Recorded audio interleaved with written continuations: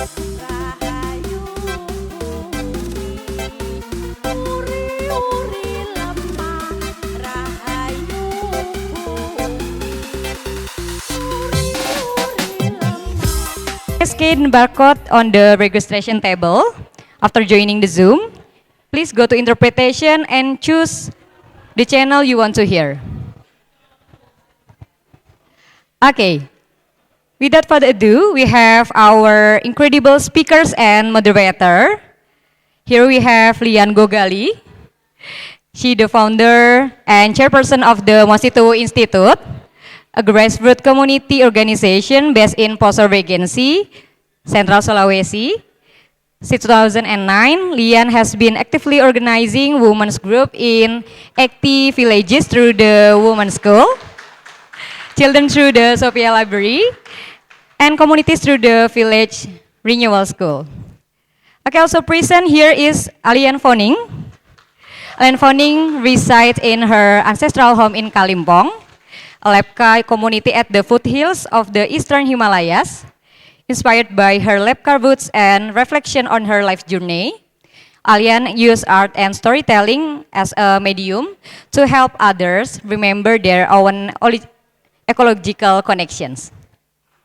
She is a textile artist inspired by nature and indigenous world culture. She is the creator of the installation The Story of Moon exhibit at the So Many Feminism Conclave by Godrej India Culture Lab in collaboration with Zubaan Books in February 2019. She also runs the design label Alyen Foning, which believe in the power of Mother Earth, communities, recycling, and the skill of local artisans in narrating stories through the art, words, music, and craft creation rooted in Mother Earth.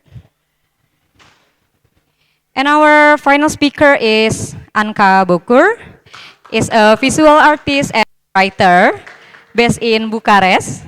She completed her studies in 2018 at the University of Bucharest with a literature and cultural studies background. Her work is research-based and encompasses various media, including object, video, sound, and text. Recently, she has been focusing on research on materials from the earth and the body in their connection to local place and histories. She is interested in the epistemological and political potential of art. Anca Bucur is also the author of several texts that have appeared in collective volumes and served as an editor at Frag Alia Press. And the final moderator here, we have Dimas Radjalewa, is a master student in linguistics at Gajah Mada University. In 2018, he was selected as one of the Indonesian delegates for the Indonesia-Korea Youth Exchange Program. And in 2020, he became a fellow from Indonesia in the Young Southeast Asian Leadership Initiative, or YSEALI, academic fellowship program in the field of civic engagement and Arizona State University. Currently, Dimas serves as one of the editor of La UNE and initiative by the KH community. Okay, to start the panel, I hand over the stage to Dimas. Dimas, the time is yours. Thank you, everyone, for being here. Are you ready for the next session? Yeah, okay. Because our speakers, they are ready, right? Okay. All right. First of all, before we start, I would like to tell you all a story. So when I was a young boy, I was a picky eater. I guess some of you were a picky eater too, right? And when I don't want to eat food, my grandma used to tell me a story about a woman who sacrificed, and after the sacrifice, we can have rice. So it is told to teach us to respect the food. Later on, when I grew up, I realized that some kind of story is everywhere. We have a story where once upon a time, there was a drought and a famine hit a certain village, and out of nowhere, a woman sacrificed herself, so asked the father to pour her blood into the farmland, and then the next day the rice grows. So growing up with this story, I always internalize, yeah, something. Until now, I still believe that women, especially in my place, usually associated with land, with earth. Even in our local proverb, we have, every time we want to refer to the divinity, we don't have the word God in our local language. We refer to it as a dualistic expression, which can be translated as father of sun and moon, mother of earth and land.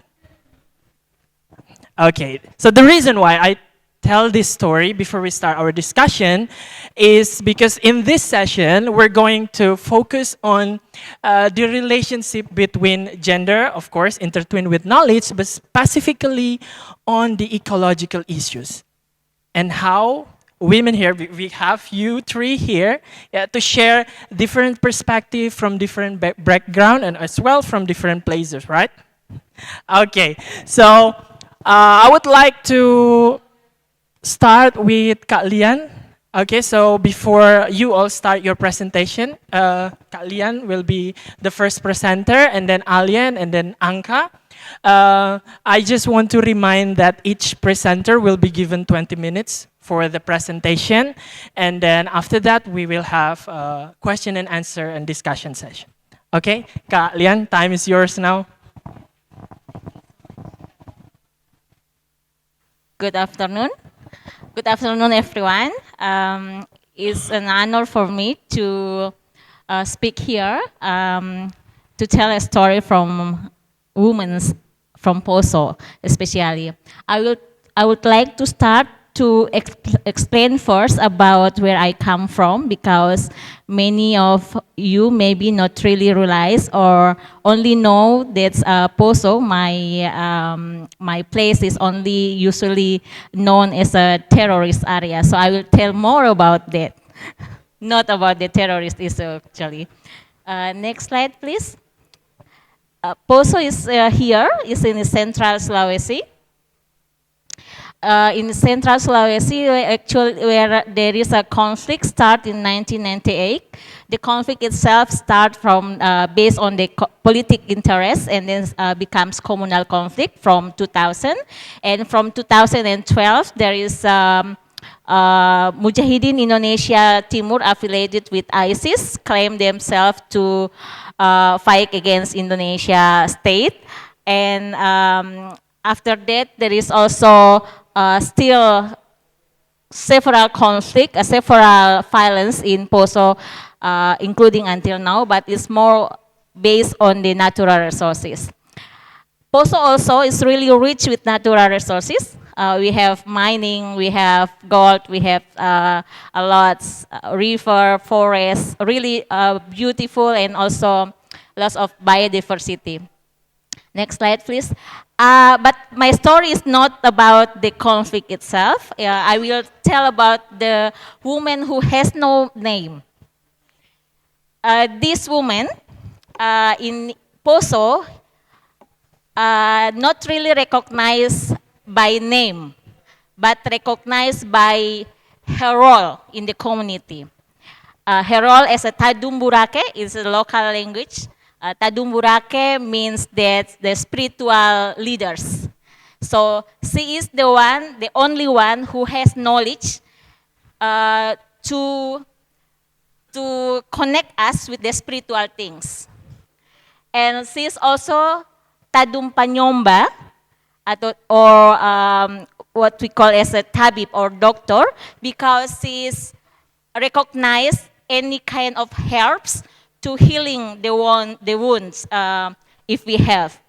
She is also a poet and also negotiator and also judge, because she has all the skills and knowledge. She is the one who decides when we will have to plant rice or vegetables, or when we need to have the like a wedding ceremony, or if we cannot do that. one. So she's the one who have the knowledge and have the skills to do so. In my latest research, I found that she's possible.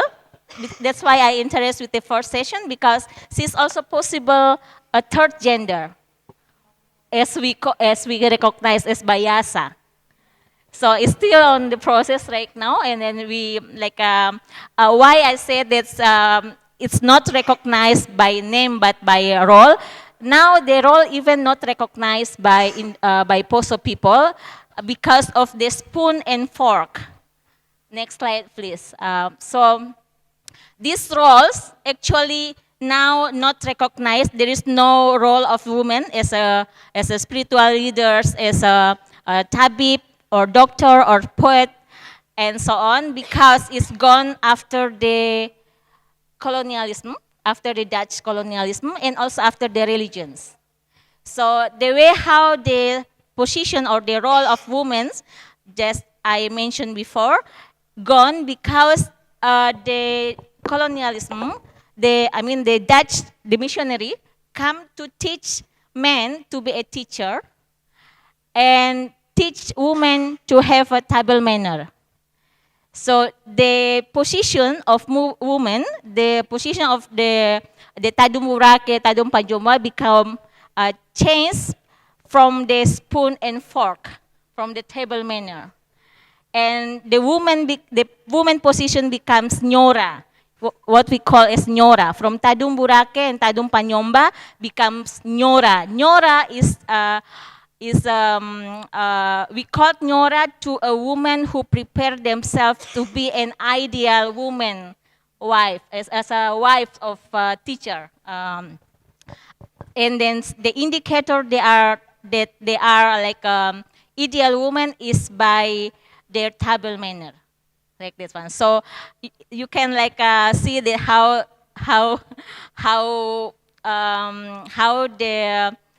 the woman's role becomes gone because of the religion, but also because of the colonialism.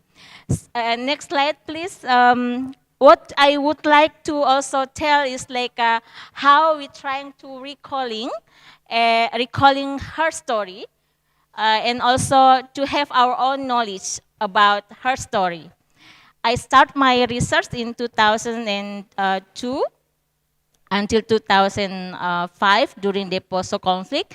I stay in the refugee camp for almost 2 years to have a research about political memory of women and children in Poso conflict.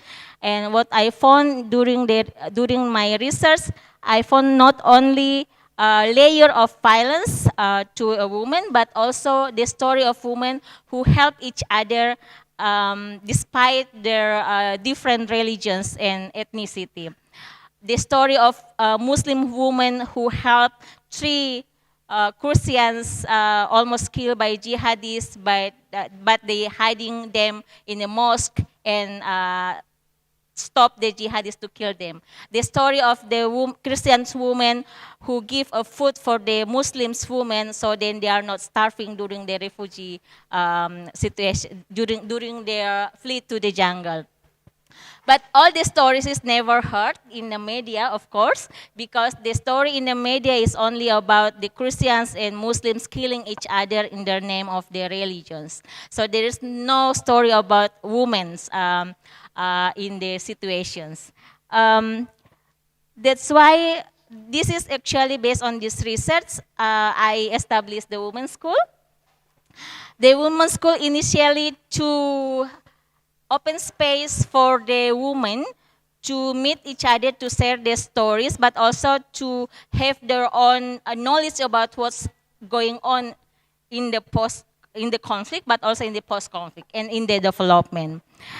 In the women's school, we try to re-examine the narrative from the state and the military, including re-examine the narrative from NGO about peace building, because after the conflict, there's hundreds of NGO come to my area, and there is so many donations to give, but also in the same times give us a new culture, like a new culture and new way of thinking, which is change our culture itself.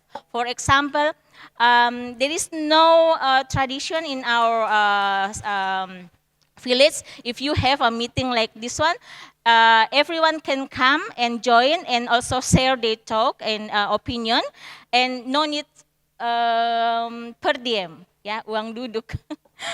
But when the NGO with the big money come, they usually give money for the people to come. So it's changed totally the culture of the people. So if we have a meeting, they usually start with the question, is there any money if they come? Like this. So it's totally changed the culture itself.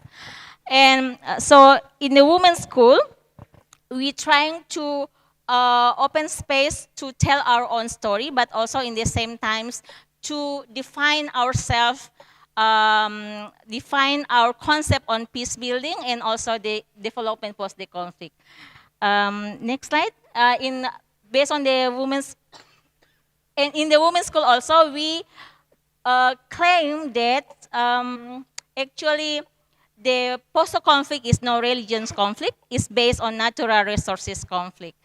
And using religions as a tool to manipulate and to mobilize Muslims and Christian community to fight each other, so they leave their land, they leave their village, and the military come and took their land, and now becomes like, you know, a space for many investors to come.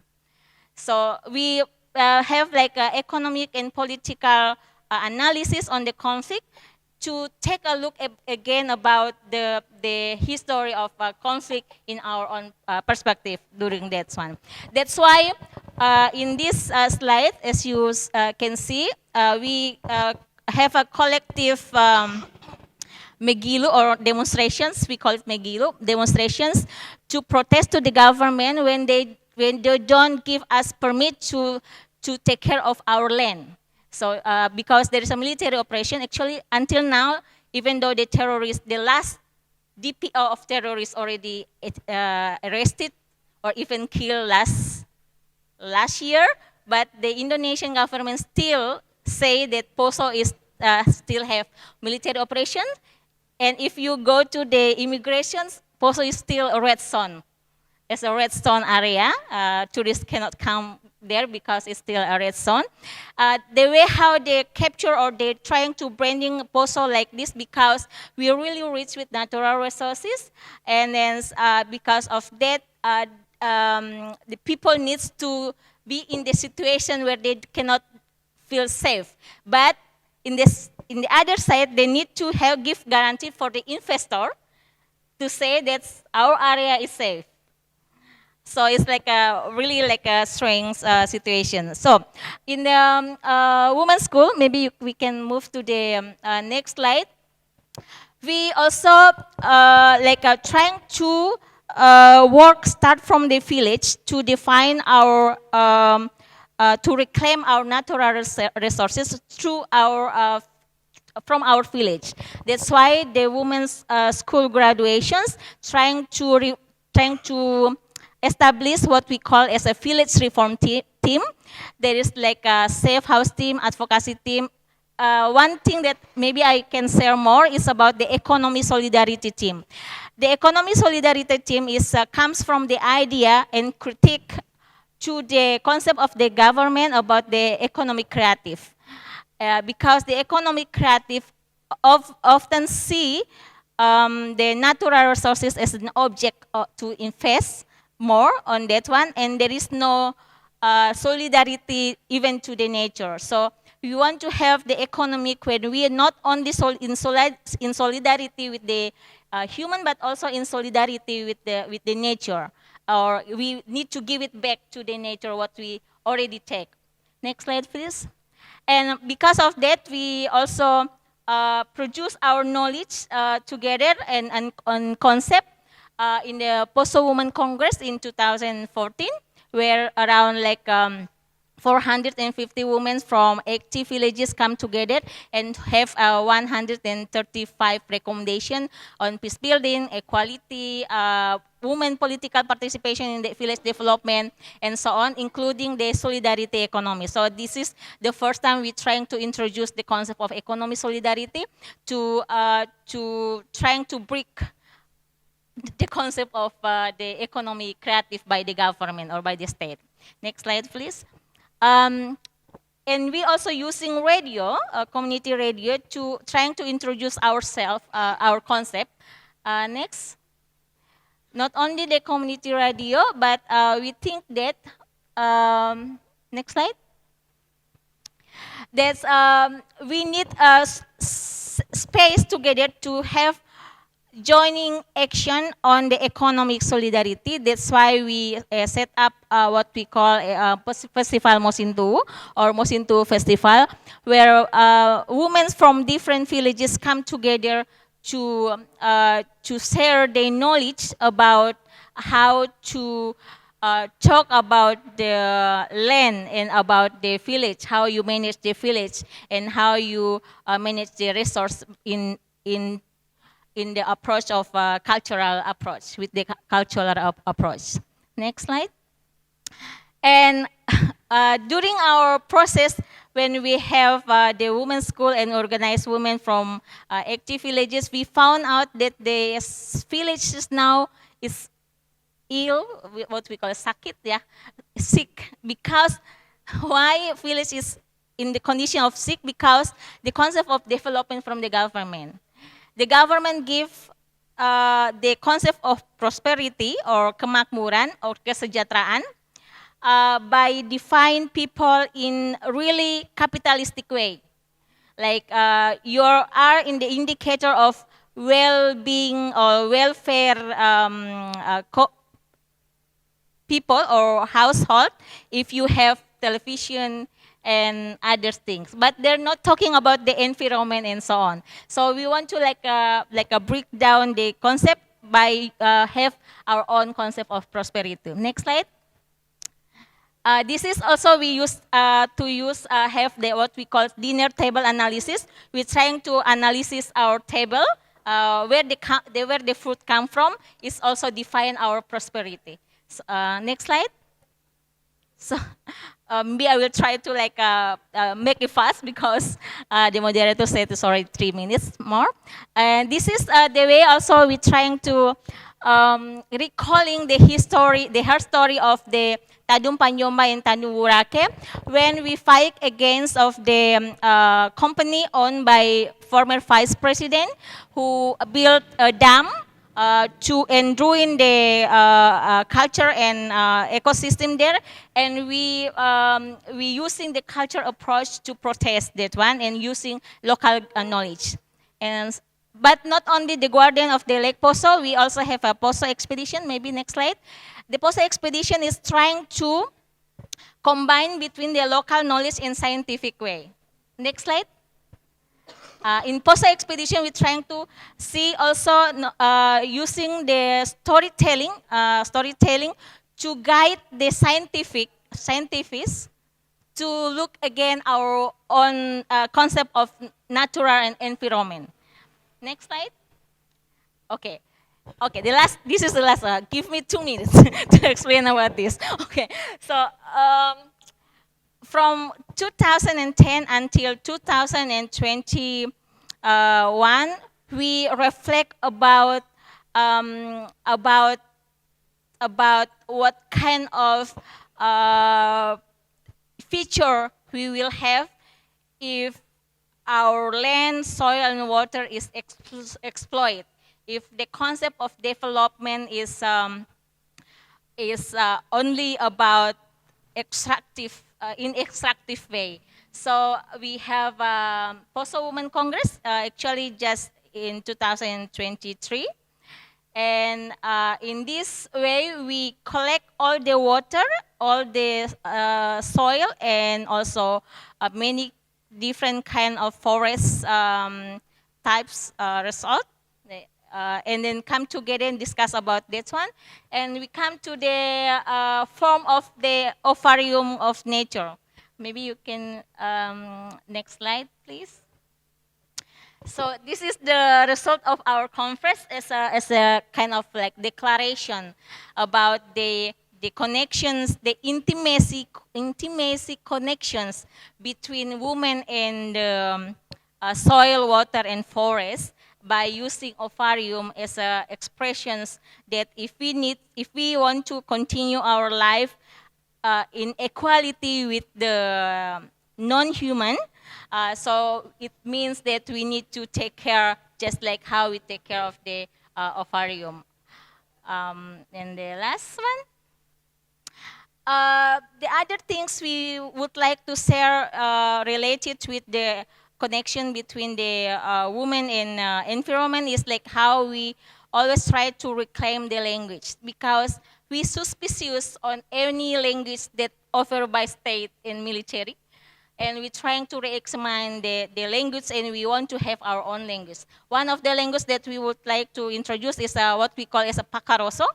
Usually the NGO offer the term of empowerment, yeah? Like empowerment women, empowerment citizen, and so on. But we criticize that one. We say that it's not, what we have here is not empowerment, but what we do here is a pakaroso. Pakaroso means strengthening each other. It's not exactly like that, but it's like strengthening each other, like you strength when you are doing together. So I think this from our story. I hope it can tell something for you to understand more about our situation in Poso, Central Sulawesi. Thank you so much. Okay, thank you, Lian, for the presentation. It's kind of bring back my memories to my ancestral land, because my grandma also from Sulawesi. So when I see the picture, it's like I see my aunts, my grandmas back then in Sulawesi. Thank you. Next, we're going to Alyen, yeah, for presenting what happened in West Bengal, where you and your South or West? I'm sorry. West Bengal, right? Where you work with people there and the community there. And also, I would like to point out your own experience in producing the knowledge, especially generated by the women there. Hello, everybody. I always feel very uncomfortable when I come to gatherings like this, because I think I can speak for myself and the journey I've taken to kind of reach here. Theories, concepts, I mean, I understand it and it helps me a lot as I do my work, but I would like to take you kind of in 20 minutes, like a short journey of how I'm here and what I'm doing with my work and my voice. To begin with, actually, I've lived all over India because my father was in the bank. So I never really lived in my hometown except visited during vacations. So I did have a deep connection to nature even then.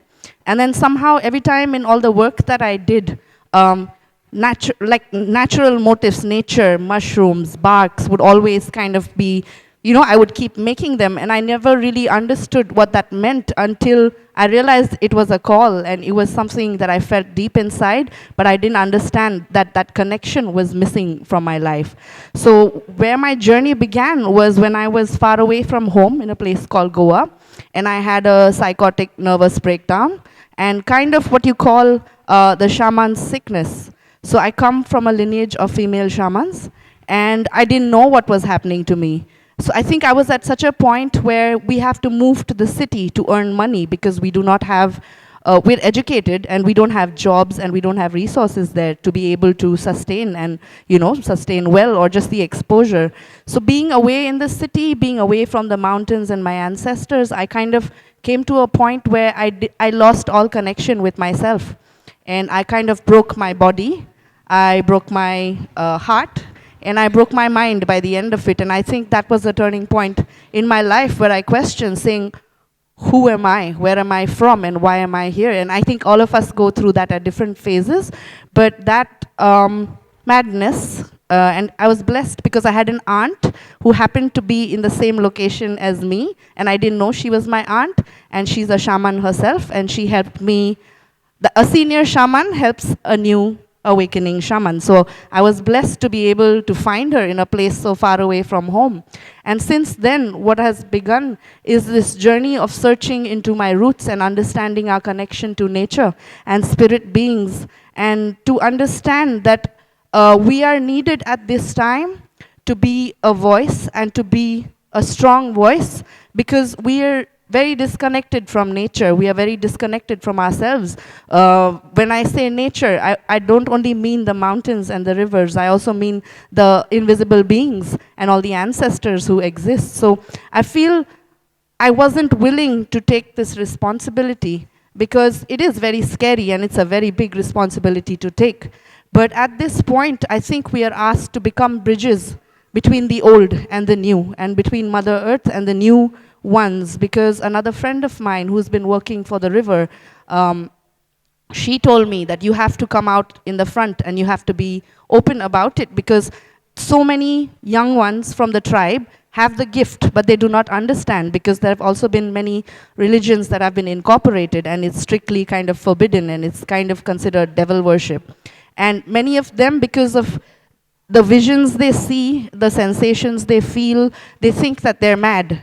And then they end up committing suicide. They're also kind of thrown out of society because of that. So I think I stand here today in my truth, and I stand here today to speak for our ancestors and for Mother Earth.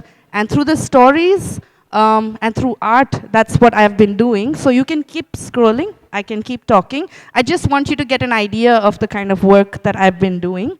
And this is in connection to nature and the 5 elements, and how we used to be in tune with the 5 elements, and how everything, you can keep scrolling, how everything is not the same anymore. So this was a short kind of story I did for a publication and an anthology of stories by a lot of women. So the dam, that's something else. So as I learned more, I found out, one, we're known as Lepcha, which is like the English version, but Mutanchi Rongkap, which means children of the Mother Creator.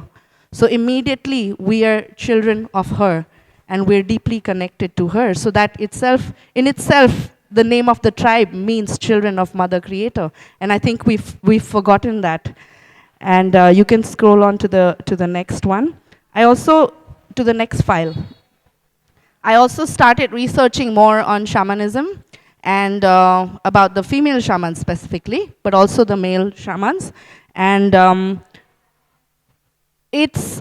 there is newer shamans evolving and coming about, but there is a lot of resistance with that. So yes, this was an installation I did about like my awakening, finding out like our story of creation, how the first female and the male shamans were created. And I can tell stories for hours, so I'm just gonna kind of skip, and go a little short. And then what are the different roles of the female shaman? And I interviewed a shaman who's living in the city, but is traditional, and then a traditional shaman from Kalimpong, and then finally how the circle continues of when one shaman dies, another one is born. So when we talk about also gender, for us, mountains, rivers, forests, rocks, they have gender. They're beings, they're living beings.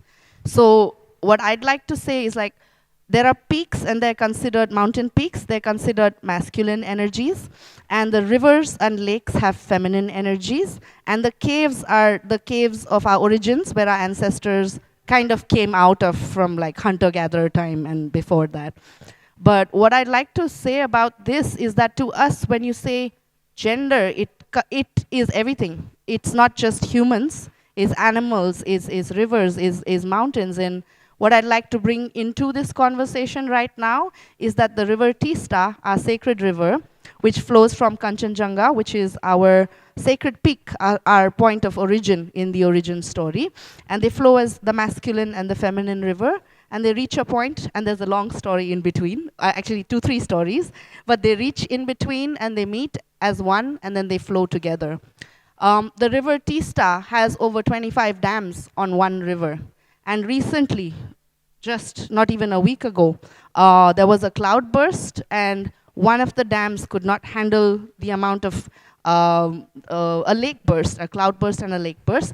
One of the dams could not handle the amount of water there was, and one dam, 150 megawatt dam, it broke, and it's caused havoc. But somewhere in our world with our people, we knew the river would speak someday, and she did, because we cannot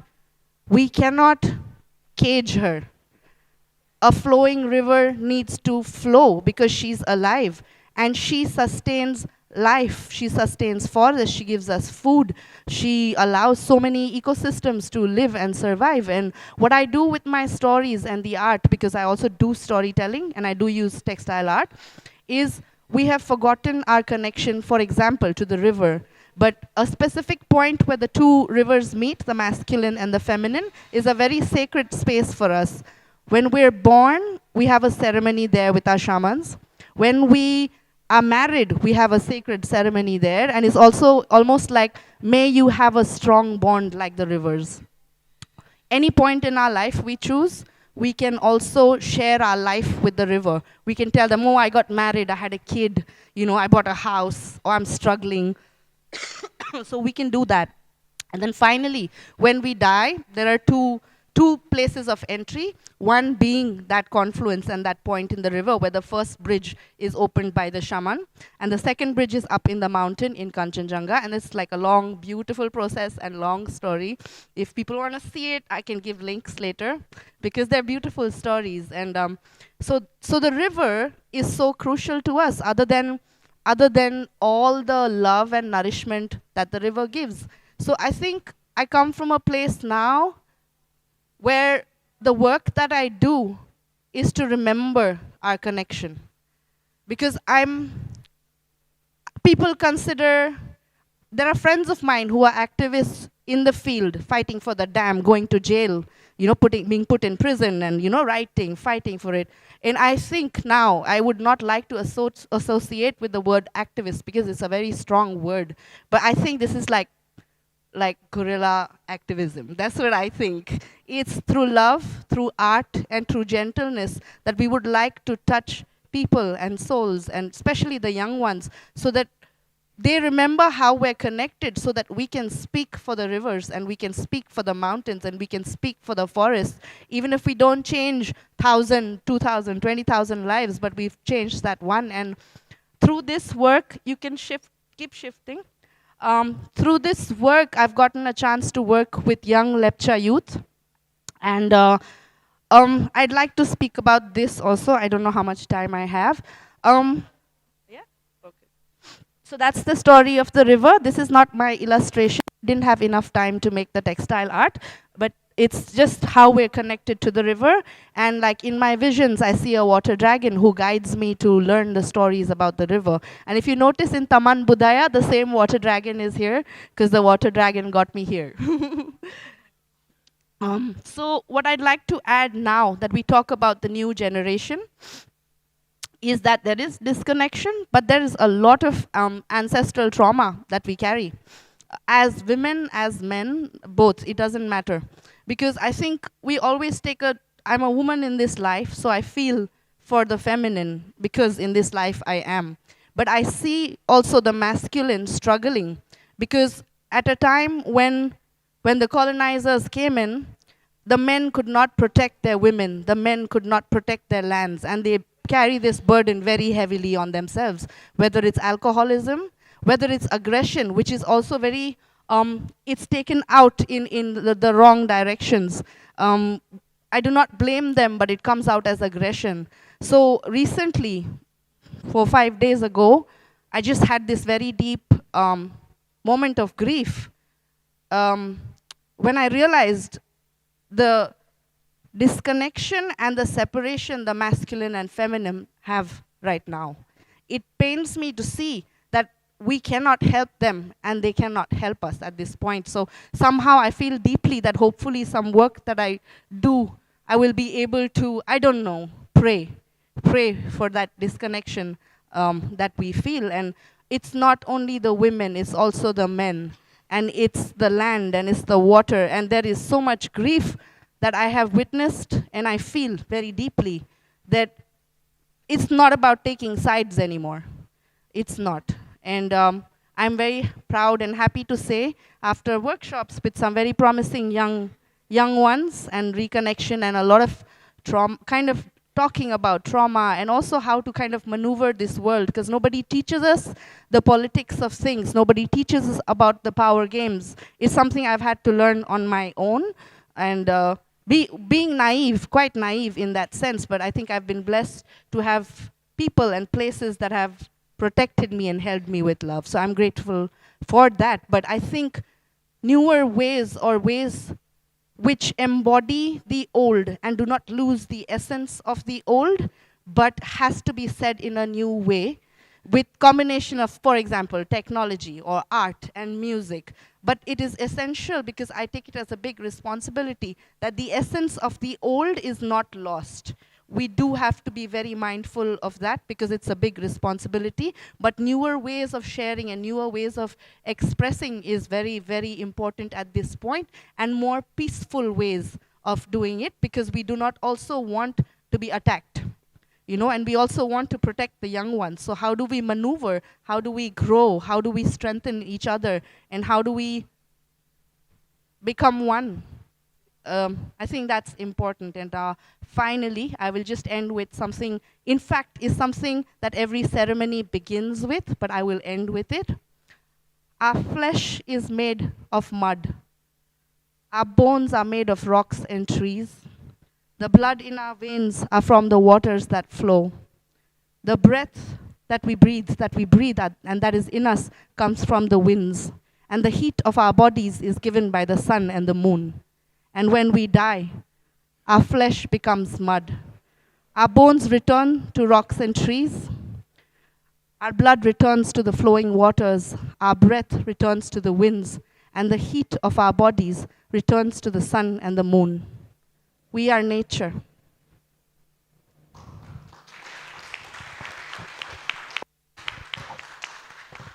Thank you, Alyen, for such an insightful presentation, highlighting the connection with us and the nature, the place we live in.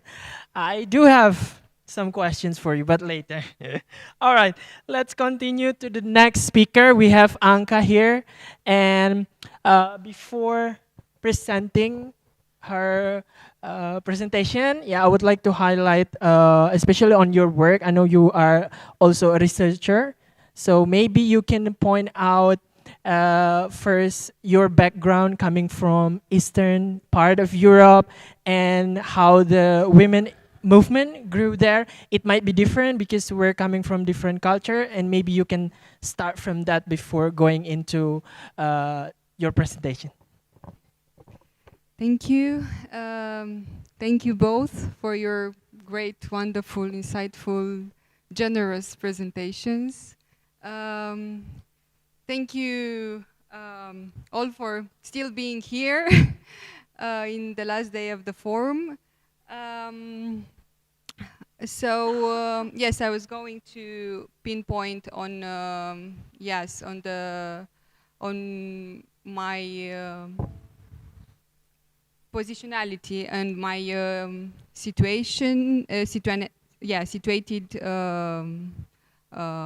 knowledge. I come from Eastern Europe, so it's a say that sometimes a biography can't explain all, or at least it can explain everything. But I think that in this context, it's very good to talk from this biographical point of view, but to understand this biographical point of view as historical and material and social and economic conditions. So not to go back to a very personal journey, just with this in mind, with the recuperating or resetting this kind of material historic conditions. So yeah, I come from Eastern Europe. I was born in '89. It's the year of the revolution in Romania. Me, as many children of my generation, grew up in proletarian families that were families, parents that migrated from the village to the town, to the newly formed town in communist Romania.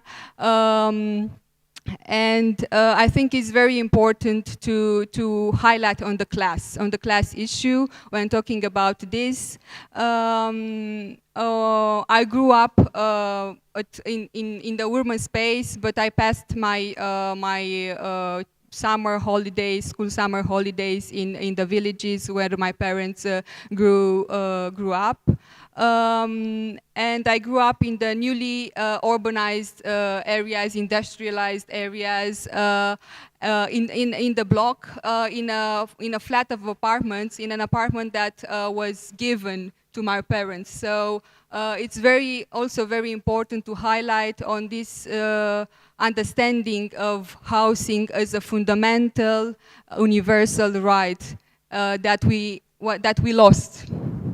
And talking from this point of difference, because I think it's very important to connect in terms of differences and of imperial differences and how this inform our positionality and our situation and our way of thinking and of connecting with reality and informing reality.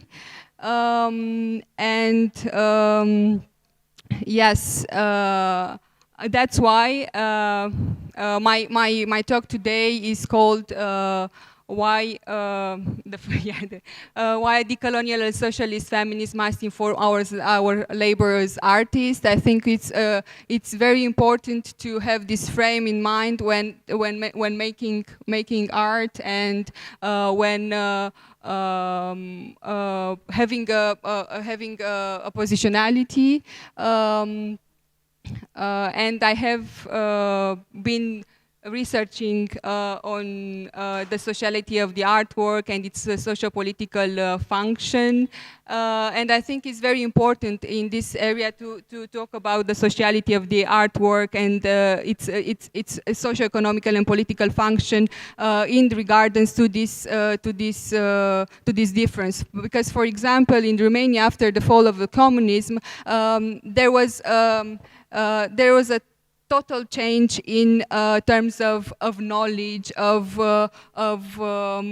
economic perception, because we grew in terms of westernization. So it was a strong, powerful movement of erasing the past, our historical communist past, and embracing the West with no lens, no critical lens. And in this point of view, it was we embrace the whiteness of the North, global North, and on the whiteness of the global North came with a rise of nationalism. So our curricula was pretty much formed in terms of this embracing of the West. With no critical lens and reviving a nationalistic ethos. So when we talk about the sociality of the artwork, I think it's very important to talk of the sociality of the artwork from how is it art determined by the social and economic and political conditions of the reality. And when we talk about this, we also talk of in terms of class and gender and ethnicity and how we position ourselves in terms in relation with the world itself. how we produce knowledge in relation and how we produce art in relation with this connection. And also in terms of creativity, when you talk in terms of creativity, we talk in terms of Audre Lorde remembered us, because yeah, the colonial feminists, black feminists remembered us that creativity is a question of resources, is a question of class, but also is a question of class in regardance with to what kind of art do you do, what kind of social change you produce through art. So yeah, during my my art labor, I questioned the land also in socialist and capitalist economies, and I think it's very important to see the difference in terms of socialist and capitalist economies when talking about land, when talking about the material social conditions of persons that were socialized as women, when talking about the connection between land and women as bodies and territories of industrial and financial extraction, but also of sites of embodied knowledge and emancipation, because our body and the body of the land and of the nature itself is not only a body how the capitalist system invites us to think as a body of extraction, as a body of capitalist social mechanism of reproduction, but is also our sites of empowerment, of emancipation, of connection, of strengthening, as you also pointed out. So what I'm trying to do also with this work I've brought to the Biennale Labor of Love is also an endeavor to recuperate the past from a historical and contemporary socialist feminist perspective. And for this purpose, I focused on the collectivization of agriculture in Romania, and actually the Labor of Love, the title comes from Silvia Federici's work and the movement of wages against housework that developed in Italy in the 70s. And here is a quote from, an excerpt from her work. But also what I found very useful is, next slide, is also this quote from Nadezhda Krupskaya, the woman worker, that she published in 1899. And she published this, Nadezhda Krupskaya was, people know her as Lenin's wife. But her importance is huge in the movement of women liberation, and she was part of feminist organization that was called Genotel in Russia, and this organization did a lot in terms of gaining rights for women, in terms of abortion, in terms of divorce, in terms of children labor. So it was huge, and she was a very important pedagogue, yes. And she published this work the woman worker, that I think is very also important in setting up an imaginary political reality of our country before the communists came. And she talked about the condition of women as laborers, only as laborers, as property of their husband and their families, and how they were actually they were brought into the house. So they were moved from one house and brought into the house. So they were like second second citizens, second citizens, and I think this work in connection with that of the Federici set us also a frame of for a labor of love to develop, because it comes from Marxist decolonial feminism and goes to a socialist feminist, and I think these are way of political action that should inform also our work of as artists and as activists and as cultural workers. Next slide. So the collectivization of agriculture in Romania happened between 49 and 62. These are photos from the National Museum archive, where we can see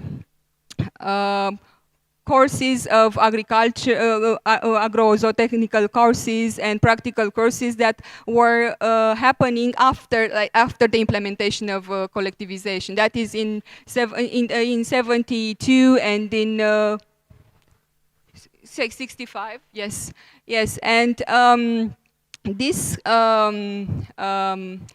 because collectivization of the agricultural cooperatives were political organizations that happened in the village and were thought in a connection with industrialization.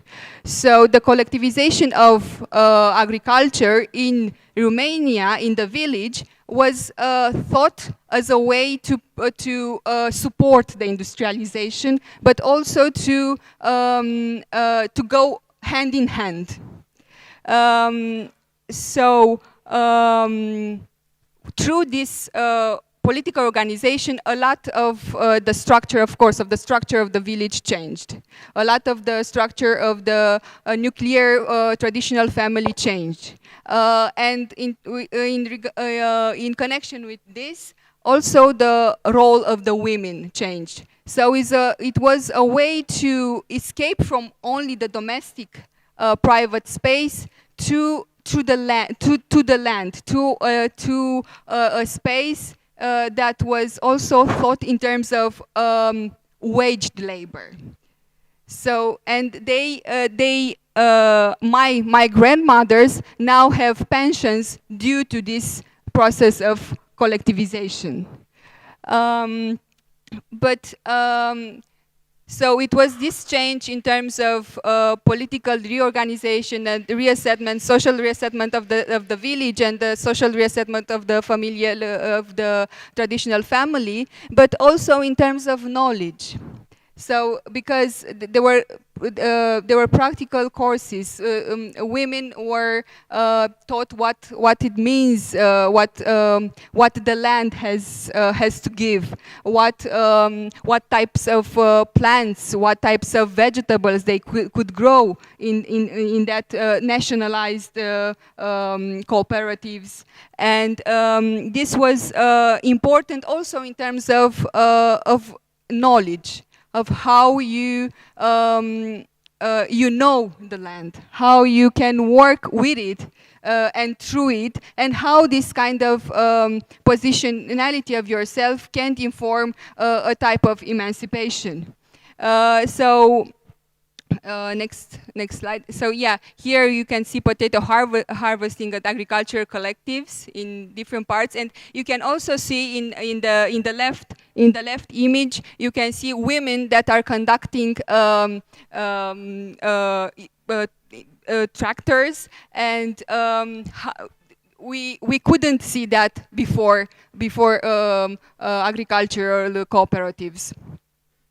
So it was a total change in terms of, also in terms of gender. And I think this is very important to pinpoint, because when talking nowadays, when talking about agriculture cooperatives in Romania, you talk about dispossessing people of the land. But it was a dispossession of the lands that were mainly owned by the church, that were mainly owned by the landlords, but it was also, it has this positive, facade that we must recuperate also. Okay, next, yes, this is a tomato greenhouse in agriculture collective, yeah. Next, what is also important that during the 70s also in terms of publishing, it was produced a lot of knowledge in terms of publishing, and also in terms of ecological thinking, in terms of researching the condition of the women in Romania, and also it was an important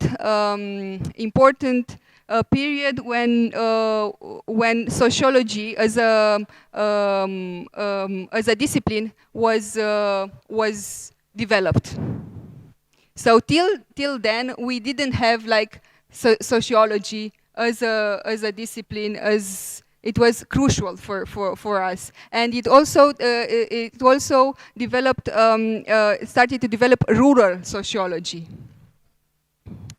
And in the middle you can see, I think this is a very important book by Ekaterina Oproiu, and it was a feminist, a socialist feminist in Romania, and I'm also highlighting this because nowadays they say that we didn't had a feminist back in communist Romania, but yes, we did. And this book is very important because it's a connection of interviews of women that were mayors, of women that were workers of the land, of women that had different functions in the working system.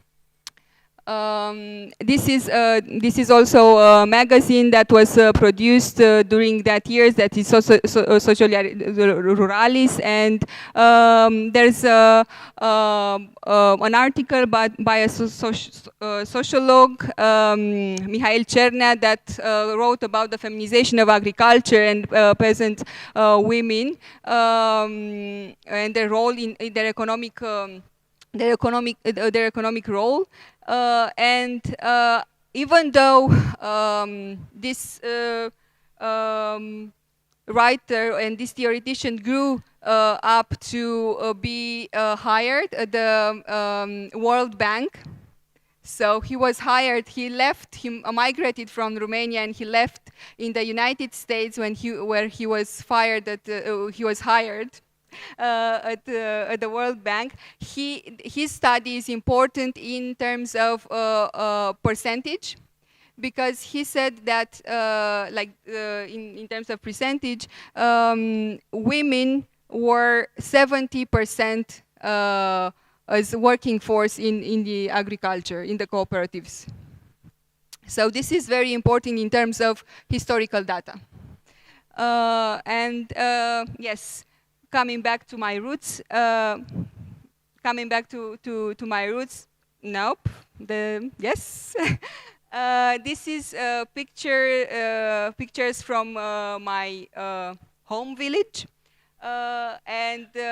These are the threads, the fabric threads that I used to produce a labor of love. And this is the hands of my grandmother she used this kind of threads to continue harvesting and continue growing tomatoes, continue growing vineyards and cucumbers and so on.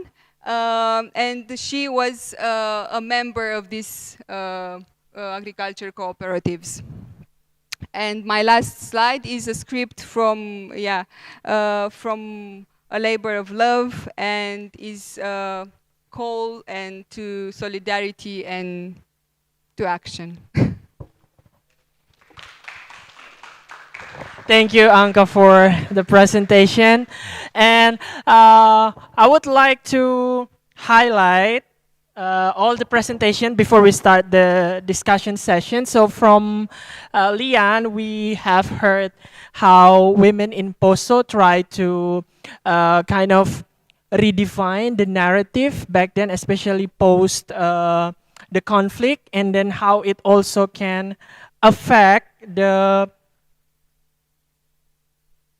preservation of the land, of the lake, and also river there. And from Alyen presentation, she highlights the importance of the connection between humans and nature, and how it also can affect not only the preservation of the knowledge, but also how they try to protect not only the land, but also the next generation, the young ones. And then from the Anca, I think it's one of, for me at least, it is something new, knowing that the agriculture movement by women, yeah, it's actually something crucial to the Romanian society. So this is the time for us to share the baggage we carry. So it's not only from our speakers, but we also might have some kind of experience. We also encounter issues, not exactly like what have been presented, but maybe issues that are also our concern. So this time it's the chance for all of you, if you have questions, if you would like to discuss something with our speakers, or if you just want to know some kind of information, you can ask the question. If you think